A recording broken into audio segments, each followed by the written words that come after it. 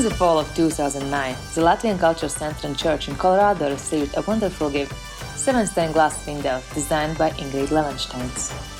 Well, it wasn't my idea, but it was a project that the Latvian church in Denver put forth to the community, that there was a call for entries to design the stained glass windows for the church sanctuary. And there happened to be 7 windows in the sanctuary, so the project called for the design of 7 windows. The main goal of the project was to express the grace of God toward the Latvian people and depict the experience of Latvian exiles, sort of focus looking to the future and inspire peace in the hearts of people who come to worship in the sanctuary in the Denver Latvian Church. All of the windows have similar design elements and went back to Latvian traditional folk symbols to select different symbologies that represent love and life and God. And Latvian textile and Latvian design and handicraft they're such rich traditions that I wanted a way to try to incorporate those into glass, and the way we were able to do that was through the sandblasting technique with this special glass. And so that's a similar design element that runs through all of them, and it's to me sort of representative of the fabric.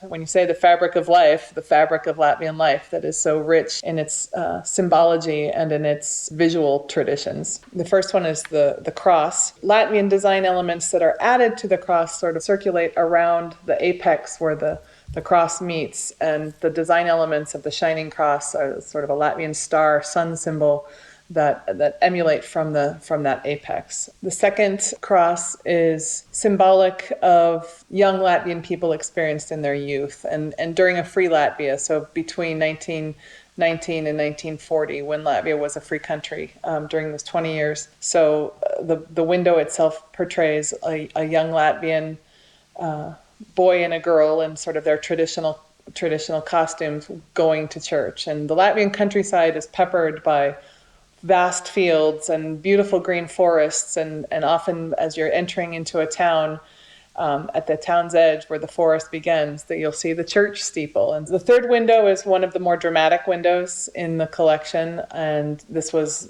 depicts sort of the dark times of Latvia during the war. So there's a small cross in the upper right-hand corner of this window, so that God's presence is still there, even if it's overshadowed or difficult to see, and people are left wondering in these terrible dark times, well, where is God if these horrible atrocities are happening and people are dying and having to flee their country? The Latvian woman depicted in a traditional Latvian costume with a folk headdress.